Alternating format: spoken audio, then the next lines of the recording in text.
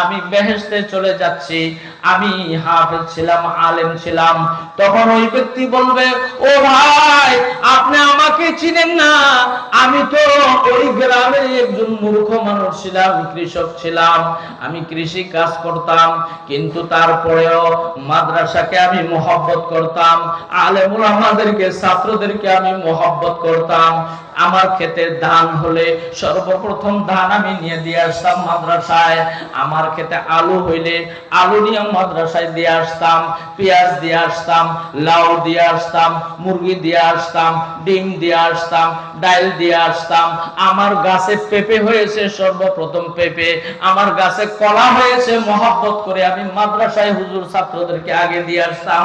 আপনি আমাকে কি চিনেন না? তখন ওই লোকটা খেয়াল করে দেখবে, হ্যাঁ ঠিকই তো, আপনি তো ওই গ্রামের মাদ্রাসার পাশের লোক ছিলেন, আপনি, আপনার কি সমস্যা? কই যে আজকে আমি বিপদে পড়ে গিয়েছি, এই যে ফকিরের বেশে বসে রয়েছি, জান্নাতে যাইতে পারতেছি না। তখন ওই হাফেজ আলেম আল্লাহর কাছে বলবে, ইয়া আল্লাহ, আমার ব্যাপারে জান্নাতের ফয়সালা সিদ্ধান্ত হয়ে গিয়েছে, কিন্তু আমি যেই মাদ্রাসায় পড়াশোনা করেছি সেই মাদ্রাসার পাশে এক মুরব্বী, তিনি মূর্খ লোক ছিলেন, আমাদেরকে মহব্বত করতেন, ভালোবাসতেন, ইয়া আল্লাহ আমি তাহাকে না নিয়ে আমি জান্নাতে যাব না। আল্লাহ তাআলা বলবেন, ও বান্দা, তোমাকে যদি ওই লোক মহব্বত করে থাকে, ভালোবেসে থাকে, যাও তুমি তাকে নিয়ে একসাথে জান্নাতে যাও। বলেন সুবহানাল্লাহ। আল মারউ মা মান আহাব্বা, আল মারউ মা মান আহাব্বা। হযরত সওবান রাদিয়াল্লাহু তাআলা আনহু রাসূলের দরবারে অস্থির হয়ে আসছে, আল্লাহ রাসূলের দরবারে। হযরত সওবান, আল্লাহ রাসূল বলেন, ও আমার সওবান সাহাবী, তুমি অস্থির হইয়া কেন আসলা? তোমার কি সমস্যা? তোমাকে কেউ কি দৌড়াইছে নাকি? কয় যে না ইয়া রাসূলুল্লাহ, আমি বাড়িতে নির্জনে বসে বসে চিন্তা করলাম, দুনিয়াতে যখন মনে চায় রাসূলের দরবারে যায় রাসূলকে দেখতে পারি, রাসূলের নূরানি চেহারা দেখতে পারি, কিন্তু ময়দানে মাশরে জান্নাতে আপনার বেহেশত থাকবে অনেক ফার্স্ট ক্লাসের বেহেশত, আর আমি থাকবো হয়তো, যদি জান্নাতে যাইতে পারি থার্ড ক্লাসে, জান্নাতে যাইতে না পারলে তো মোটেই দেখবো না, আপনাকে না দেখলে তো ভালো লাগবে না। এই চিন্তায় অস্থির হয়ে আমি দৌড়ায় আপনার কাছে আসছি, জান্নাতে আপনার সাথে বারবার কি করে দেখা হবে?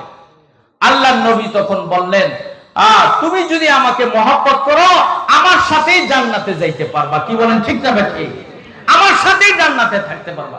এই জন্য যারা মাদ্রাসার হিতাকাঙ্ক্ষী হবে, মাদ্রাসায় দান দক্ষিণা করবে, মাদ্রাসায় শরীক থাকবে, আল্লাহ তাআলা তাদেরকেও এক উসিলায় না উসিলায় জান্নাত দান করবেন। আমরা সবাই জান্নাতে যাইতে রাজি আছি ইনশাআল্লাহ। এই জন্য বলি, মাশাআল্লাহ, ওয়াজ তো সারা রাত্র করা যাবে, আমার পরেও হুজুর আসবেন, আপনারা সকলে ধৈর্য সহকারে বসেন ইনশাআল্লাহ। এই মাদ্রাসার জন্য আজকে শেষ দিন, গতকালও ওয়াজ হয়েছে, আজকে আখেরি দিন, বছরে প্রত্যেক দিন ওয়াজ হয় না, আজকে শেষ দিন, আখেরি দিন, মোনাজাত হবে, দোয়া হবে। আপনাদের আব্বা আম্মার জন্য, অনেকে বিদেশে আছে প্রবাসী, তাদের জন্য দোয়া হবে, অনেকে কবরবাসী হয়ে গেছে, তাদের জন্য দোয়া হবে। এখন আমরা সকলেই খুশির সাথে, একেবারে মন খুশিয়ে আনন্দে আমরা বলি, সর্বপ্রথম একজন লোক দাঁড়ায়া যে এই মাদ্রাসার জন্য আমি 1 লক্ষ টাকা, 50,000 টাকা আমি দান করব, ইনশাআল্লাহ হিম্মতের সাথে দাঁড়ায় যাই ইনশাআল্লাহ। মাশাআল্লাহ, মাশাআল্লাহ। হ্যাঁ, প্রয়োজনগুলি বলেন। প্রয়োজন হলো কেউ উঠে না করে বসে সবাই। বারিন্দার কাজ বাকি আছে, মাদ্রাসার মাটি ভরাট, মাদ্রাসার রং করতে হবে। এই যে দেখেন, বারিন্দার কাজ বাকি রয়েছে, বারিন্দার কাজটা করতে হবে। আপনার ঘর সুন্দর হইলে আপনার ভালো লাগে, আপনার মাদ্রাসা সুন্দর হইলেও তো আপনাদের ভালো লাগবে। এরকম মাদ্রাসার মাটি ভরাট করতে হবে। তারপরে মাদ্রাসার রঙের কাজও বাকি রয়েছে, এই কাজগুলো করা দরকার। আপনারা বারিন্দার কাজ কি কি, সেখানে সিমেন্ট লাগবে না, ইট লাগবে, আর কি কি আরো যা যা লাগবে, মিস্ত্রি খরচ আছে। এই জন্য সকলেই আমরা শরীক থাকি, হিম্মত করে বলি, প্রথম টাকার থেকে আরম্ভ হোক। আপনারা মহব্বতের সাথে বলেন, 1 লক্ষ হোক, 50,000 হোক, আপনাদের খুশি খুশি বলেন, 20,000 হোক, যে হুজুর আমি খুশি, আমার ছেলে বিদেশ থাকে, আমার ছেলেকে পাঠাইছি, প্রথম যেই বেতনটা পাবে 10,000, 20,000, 50,000 আমি এই মাদ্রাসায় দান করব। আমার ছেলে যাতে সুস্থ থাকে, আল্লাহ তাআলা যাতে কামাই রোজগারে বরকত দেয়, হিম্মত করে দাঁড়ায় যায় এত বড় মজলিস। মাশাআল্লাহ, মাশাআল্লাহ।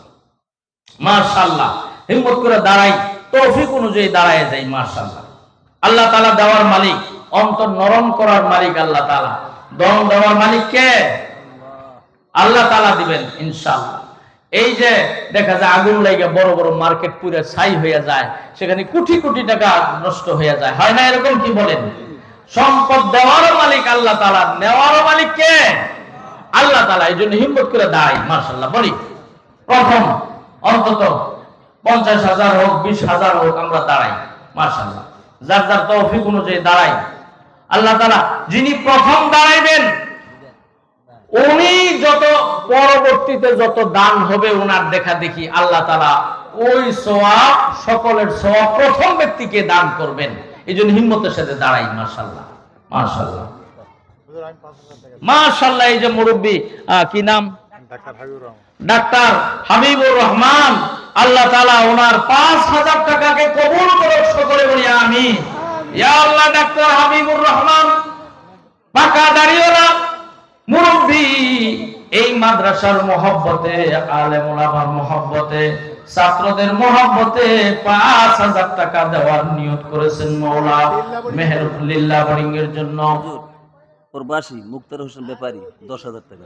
মাশাআল্লাহ, হাবিবুর রহমান সাহেবের দানকেও কবুল করুক, ওনার মনের সমস্ত নেক আশা আল্লাহ তাআলা কবুল করুক। মুক্তার হোসেন প্রবাসী ব্যাপারী, আল্লাহ তাআলা 10,000 টাকা দান করেছেন, আল্লাহ তাআলা ওনার 10,000 টাকাকে 10 কোটি টাকা বানায় সওয়াব দান করুক, সকলে বলি আমিন।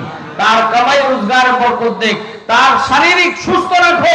আমি মক্কা মদিনায় 9 বার গিয়েছি, এই অদম 4 বার বড় হজ, 5 বার গিয়েছি উমরায়, আল্লাহ নিয়েছে সেখানে 9 বার। দেখেছি বাংলাদেশের অনেক ভাইরা কত কষ্ট করে যে সেখানে, আল্লাহু আকবার। এই প্রবাসী ভাইদের এই কষ্টের টাকা মাদ্রাসায় আল্লাহ তাআলা দানকে কবুল করুক, সকলে বলি আমিন। মাশাআল্লাহ, আরো বলতে থাকি। ব্যাপারী সাহেব যেরকম বলছেন, আমার বড় জামাই 5,000 টাকা লিল্লা বোর্ডিং। মাশাআল্লাহ, হাবিবুর রহমান ডাক্তার সাহেবের বড় জামাই মাহবুবুর রহমান সরদার, না? হ্যাঁ, মাহবুবুর রহমান সরদার, ওনার জামাই ডাক্তার সাহেবের জামাই 5,000 টাকা লিল্লা বোর্ডিং এর জন্য, সকলে বলি আমিন। এগুলো নাম লেখেন, নাম লেখেন। মাশাআল্লাহ, মাশাআল্লাহ, মাশাআল্লাহ, এইভাবে বলতে থাকি। মাশাআল্লাহ, হাবিব, আল্লাহর দোস্ত, রহমানের দোস্ত, মাহবুব, সেটাও আল্লাহর প্রিয়। দেখেন ওনারা প্রথম হয়ে গেছেন। তারপরে ব্যাপারী সাহেবও তিনি 10,000 টাকা আল্লাহ তাআলা কবুল করেছেন। আল্লাহ তাআলা কার টাকা কবুল করেন সেটা আমার মালিকে জানেন। সেই এক এক টাকা আল্লাহ তাআলা বাড়ায়। একজনের 1 কোটি টাকা আছে, 1 কোটি টাকা থেকে সে 1 লক্ষ টাকা দান করে দিল। আরেকজনের 10 টাকা আছে, 10 টাকা থেকে সে 5 টাকা দিয়ে দিল। সওয়াব পাবে কে বেশি বলেন দেখি? 10 টাকা ওরাই, কারণ তার যা আছে অর্ধেক দিয়ে দিছে, আর ওই সে দিছে 100 ভাগের 1 ভাগ। কি বলেন, ঠিক না বেঠিক? হযরত আবু বকর তবুকের যুদ্ধের সময় ওনার যা ছিল সব উপস্থিত করছে, হযরত ওমর অর্ধেক। হযরত ওমর মনে করছিল যে আজকে আবু বকরের আগে চলে যাব, কিন্তু আল্লাহর রাসূল প্রশ্নের ধরন পাল্টাই দিয়েছেন। প্রশ্নের ধরন পাল্টাই দিয়েছেন। ও আবু বকর, ঘরে কি রাইখাইছো? ও ওমর, ঘরে কি রাইখে আসছো? আবু বকর বলেন, হুজুর ঘরতে সবকিছু নিয়ে আইছি, ঘরে কিচ্ছু নাই, একেবারে জারু দিয়া হুইরা নিয়ে আইছি। তাফসীরে জালালাইনের হাসিয়া টিকার ভিতরে লেখেন, সামসা আছে, সামিস, সামসা, কাঠি, জারু, এইগুলা পর্যন্ত রাসূলের খেদমতে নিয়ে আসছে। বলেন সুবহানাল্লাহ। হযরত ওমরকে জিজ্ঞাসা করলেন, তুমি ঘরে কি রাইখে আইছো? কই যে হুজুর অর্ধেক রাইখে আইছি, অর্ধেক নিয়ে আইছি। হযরত ওমর বলেন, আজকে আবু বকর আমার আগে চলে গিয়েছেন, তিনি সব নিয়ে আসছেন আল্লাহর সন্তুষ্টির জন্য। মাশাআল্লাহ, আপনারা ওইভাবে শরীক হইতেছেন। আরো বলেন মাশাআল্লাহ, মাশাআল্লাহ, মাশাআল্লাহ। এইভাবেই দিনের কাজ হয়। 10-এর লাঠি 1-এর বোঝা। দিনের কাজ কিভাবে কিভাবে ভিতরে ভিতরে হয়ে যায়, পড়ে থাকে না। মসজিদের কাজ শুরু হলে, মাদ্রাসার কাজ শুরু হলে আস্তে আস্তে দেখা যায় আল্লাহর রহমতে হয়ে যায়। কি বলেন, ঠিক না বেঠিক? এই জন্য মাশাআল্লাহ বলি, এখানে এত বড় মাজমা, এই মাজমার ভিতরে আল্লাহর বান্দারা আছেন, অনেক মহিলারাও পর্দার আড়ালে আছেন, অনেক ভাইরা এখানে আছেন যে আপনাদের ছেলে, আপনাদের নাতি, আপনার আব্বা বিদেশ থাকে, দেশে আছে, চাকরি করে ঢাকা বিভিন্ন জায়গায়, সেইভাবে আমরা বলি, তাদের জন্য আল্লাহ তাআলা সওয়াব দান করবেন। হয়তো আপনার আব্বা নাই, আম্মা নাই, কবর